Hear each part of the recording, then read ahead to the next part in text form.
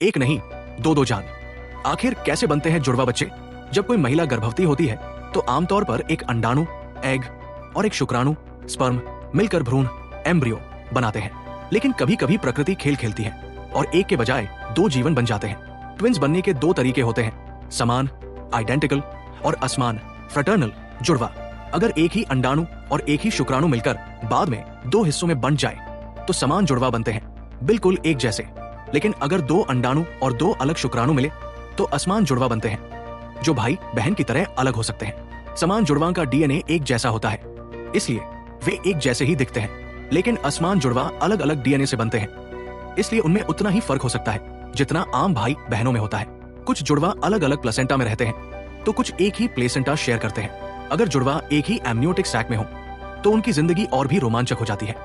वे गर्भ में ही एक दूसरे को छूते, पकड़ते और कभी कभी लड़ते भी हैं। समान जुड़वा हमेशा एक ही जेंडर के होते हैं, दो लड़के या दो लड़कियां। लेकिन असमान जुड़वा लड़का लड़की भी हो सकते हैं। जुड़वा क्यों होते हैं? क्या ये कोई जीन का जादू है? हाँ, असमान जुड़वा पैदा करने की संभावना परिवार से जुड़ी होती है। अगर माँ या दादी जुड़वा थी तो संभावना बढ़ जाती है, लेकिन समान जुड़वा पूरी तरह से कुदरती घटना होती है। कोई भी महिला किसी भी समय उन्हें जन्म दे सकती है। वैज्ञानिकों ने अल्ट्रासाउंड में पाया कि 14वें हफ्ते तक जुड़वा एक दूसरे को छूने और पकड़ने लगते हैं, यानी दोस्ती माँ के गर्भ से ही शुरू हो जाती है।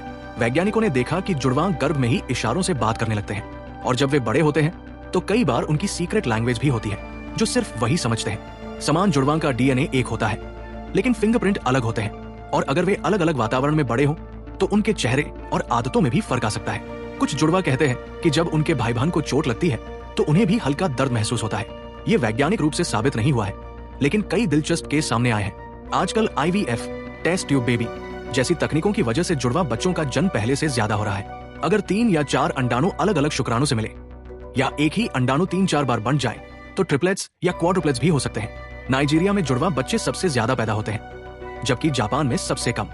संभावना है कि आने वाले समय में मेडिकल साइंस की मदद से जुड़वा बच्चों की संख्या और भी बढ़ सकती है। 90% समान जुड़वा पूरी जिंदगी करीब रहते हैं, क्योंकि उनका रिश्ता सिर्फ खून का ही नहीं, दिमाग और दिल का भी होता है। अगर आपकी माँ के गर्भ में किसी वजह से भ्रूण डबल पार्ट्स में डिवाइड होता तो हो सकता है कि आप भी जुड़वा होते। कुछ मामलों में देखा गया है कि जुड़वा भाई बहन की मृत्यु भी करीब करीब एक ही समय में होती है। तो अब आप जान गए कि जुड़वा बच्चों की जर्नी एक चमत्कार से कम नहीं। कौन जानता है, शायद आपके आसपास भी कोई जुड़वा होगा जिसकी कहानी बिल्कुल अलग हो। कैसा लगा ये science fact?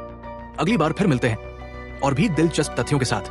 Please like, share and subscribe our channel for interesting facts. Thanks for watching.